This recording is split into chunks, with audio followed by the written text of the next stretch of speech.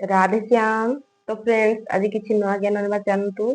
आज षोडश अध्याय निष्कर्ष सारांश को पढ़ा। तो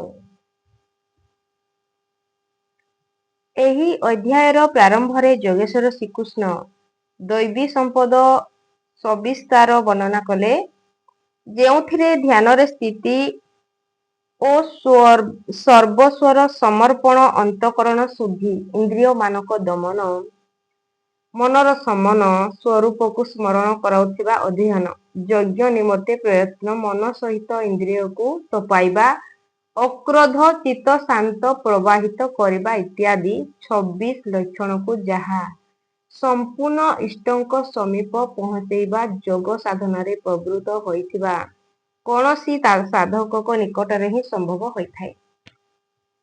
आंशिक रूप रे समस्त ठारे रहिछि। ଏହା ପରେ ସେ ଆସୁରୀ ସମ୍ପଦର ପ୍ରଧାନ 4-6 ବିକାରର ନାମ ନେଲେ, ଯେପରି ଅଭିମାନ, ଦମ୍ଭ ଓ କଠୋରତା, ଅଜ୍ଞାନ ଇତ୍ୟାଦି, ଏବଂ ଶେଷରେ ନିର୍ଣ୍ଣୟ ଦେଲେ ହେ ଅର୍ଜୁନ, ଦୈବୀ ସମ୍ପଦ ତ ବିମୋକ୍ଷାୟ ଅର୍ଥାତ୍ ସମ୍ପୂର୍ଣ୍ଣ ନିବୃତ୍ତ ନିମନ୍ତେ ହୋଇଥାଏ, ପରମ ପଦର ପ୍ରାପ୍ତି ନିମନ୍ତେ ହୋଇଥାଏ ଏବଂ ଆସୁରୀ ସମ୍ପଦ ବନ୍ଧନ ଓ ଅଧୋଗତି ନିମନ୍ତେ ହୋଇଥାଏ। ହେ ଅର୍ଜୁନ, ତୁମେ ଶୋକ କର ନାହିଁ, କାରଣ ତୁମ ଶୋକ ଦୈବୀ ସମ୍ପଦକୁ ପ୍ରାପ୍ତ ହୋଇଥାଏ। ଏହି ସମ୍ପଦ କେଉଁଠାରେ ହୋଇଥାଏ?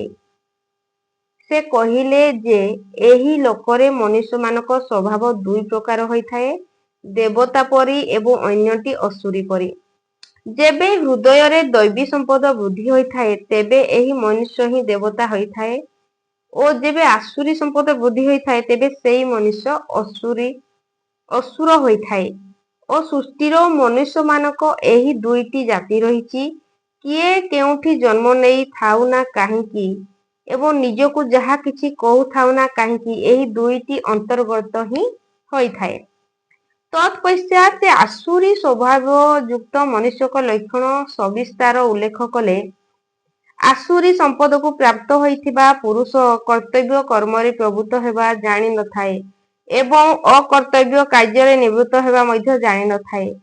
ସେ ଯେତେବେଳେ କର୍ମରେ ହିଁ ପ୍ରବୃତ୍ତ ହୋଇନାହିଁ, ତେବେ ତାହାଙ୍କଠାରେ ସତ୍ୟ ଥାଏ ନା ଶୁଦ୍ଧି ନା ଆଚରଣ ହିଁ ରହିଥାଏ। ତାହାଙ୍କ ବିଚାରରେ ଏହି ଜଗତ ଆଶ୍ରିତ ରହିତ ଈଶ୍ୱର ବିନା ସ୍ୱତଃ ସ୍ତ୍ରୀ ପୁରୁଷଙ୍କ ସଂଯୋଗରୁ ହିଁ ଉତ୍ପନ୍ନ ହୋଇଛି। ଅତଃ ଏହି ସଂସାର କେବଳ ଭୋଗ କରିବା ପାଇଁ ହିଁ ହୋଇଛି। ଏହାକୁ ଆଗକୁ କଣ ବା ରହିଛି, ଏହି ବିଚାର ଶ୍ରୀକୃଷ୍ଣ କାଳରେ ମଧ୍ୟ ହୋଇଥିଲା ଓ ସଦୈବ ରହିଥିଲା। କେବଳ ଚାର୍ବାକ କହିଥିଲେ ଏପରି ନୁହେଁ, ଯେଉଁ ପର୍ଯ୍ୟନ୍ତ ଜନମାନସରେ ଦୈବୀ ଆସୁରୀ ସମ୍ପଦର ହ୍ରାସ ବୃଦ୍ଧି ରହିଛି, ସେହି ପର୍ଯ୍ୟନ୍ତ ରହିଥିବ। ଶ୍ରୀକୃଷ୍ଣ କହୁଛନ୍ତି ଯେ ସେହି ମନ୍ଦ ବୁଦ୍ଧି କ୍ରୂର କୃମି ପୁରୁଷ ସମସ୍ତଙ୍କ ଅହିତ କରିବା ପାଇଁ ହିଁ ଜଗତରେ ଉତ୍ପନ୍ନ ହୋଇଥାନ୍ତି।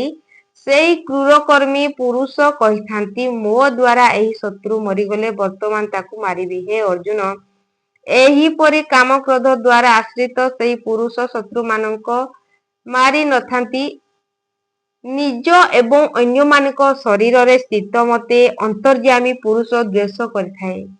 ତେବେ କଣ ଅର୍ଜୁନ ପ୍ରତିଜ୍ଞାକାରୀ ଜୟଦ୍ରଥ ଆଦିକୁ ମାରିଲେ? ଯଦି ମାରିଥାନ୍ତେ, ତେବେ ଆସୁରୀ ସମ୍ପଦର ଯୁକ୍ତ ହୋଇଥାନ୍ତେ, ସେହି ପରମାତ୍ମାକୁ ଦ୍ୱେଷ କରିବା ବ୍ୟକ୍ତି ହୋଇଥାନ୍ତେ।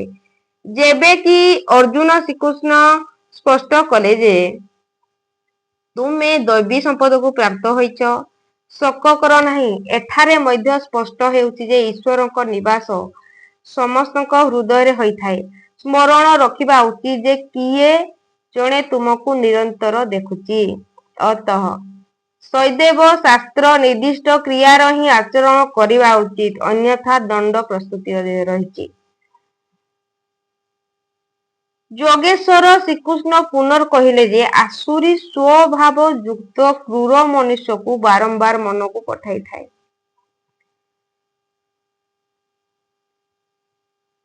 ନରକର ସ୍ୱରୂପ କଣ? ତେବେ କହିଲେ ବାରମ୍ବାର ନୀଚ ଅଧମ ଜନି ମାନଙ୍କର ଜନ୍ମ ନେବା ହିଁ ନରକ ଅଟେ। କାମ, କ୍ରୋଧ ଓ ଲୋଭ ନରକ ତିନିଟି ମୂଳ ଦ୍ୱାର ଅଟେ। ଏହି ତିନୋଟି ଉପରେ ହିଁ ଆସୁରୀ ସମ୍ପଦ ଆଧାରିତ ହୋଇ ରହିଛି। ଏହି ତିନୋଟିକୁ ତ୍ୟାଗ କଲା ପରେ ସେହି ନିୟତ କର୍ମର ପ୍ରାରମ୍ଭ ହୋଇଥାଏ, ଯାହାକୁ ମୁଁ ବାରମ୍ବାର କହିଲି। ସିଦ୍ଧ ହେଉଛି ଯେ କର୍ମ କୌଣସି ଏପରି ଏକ ବସ୍ତୁ ଯାହାର ପ୍ରାରମ୍ଭ କାମ, କ୍ରୋଧ ଓ ଲୋଭକୁ ତ୍ୟାଗ କରିବାରେ ହିଁ ହୋଇଥାଏ। ସାଂସାରିକ କାର୍ଯ୍ୟରେ ମର୍ଯ୍ୟାଦିତ ଢଙ୍ଗରେ ସମାଜିତ ବ୍ୟବସ୍ଥା ମାନଙ୍କର ନିର୍ବାହ କରିବାରେ ଯିଏ ଯେତିକି ବ୍ୟସ୍ତ ରହିଥାନ୍ତି, କାମ, କ୍ରୋଧ ଓ ଲୋଭ ତାହାଙ୍କ ନିକଟରେ ସେତିକି ଅଧିକ ମାତ୍ରାରେ ରହିଥାଏ। ବସ୍ତୁତଃ ଏହି ତିନୋଟି ତ୍ୟାଗ କରିବା ପରେ ହିଁ ପରମାତ୍ମା ପ୍ରବେଶ ହେଉଥିବା ନିର୍ଦ୍ଧାରିତ କର୍ମରେ ପ୍ରବେଶ ମିଳିଥାଏ। ତେଣୁ ମୁଁ କଣ କରିବି ଏବଂ କଣ ନ କରିବି, ଏହି ବ୍ୟବସ୍ଥାରେ କେବଳ ଶାସ୍ତ୍ର ହିଁ ପ୍ରମାଣ ଅଟେ। କେଉଁ ଶାସ୍ତ୍ର? ଏହି କି ଗୀତା କି ମୈନେଇ ଶାସ୍ତ୍ର ବିସ୍ତରେ। ତେଣୁ କରି ଏହି ଶାସ୍ତ୍ର ଦ୍ୱାରା ନିର୍ଦ୍ଧାରିତ କର୍ମ ବିଶେଷକୁ ହିଁ ତୁମେ କର। ଏହି ଅଧ୍ୟାୟରେ ଯୋଗେଶ୍ୱର ଦୈବୀ ସମ୍ପଦ ଓ ଆସୁରୀ ସମ୍ପଦ ଉଭୟଙ୍କ ବିସ୍ତାର ପୂର୍ବକ ବର୍ଣ୍ଣନା କଲେ ଓ ସେହି ଦୁହିଁଙ୍କ ନିବାସ ସ୍ଥାନ ମାନଙ୍କ ହୃଦୟରେ ବୋଲି କହିଲେ ଓ ତାହାଙ୍କ ଫଳ ମଧ୍ୟ କହିଲେ। ତ ଏଇଠି ସମାପ୍ତ ହଉଛି ଷୋଡ଼ଶ ଅଧ୍ୟାୟ। ତ ଆଗକୁ ପୁଣି ଆମେ ପଢିବା। ରାଧେ ଶ୍ୟାମ।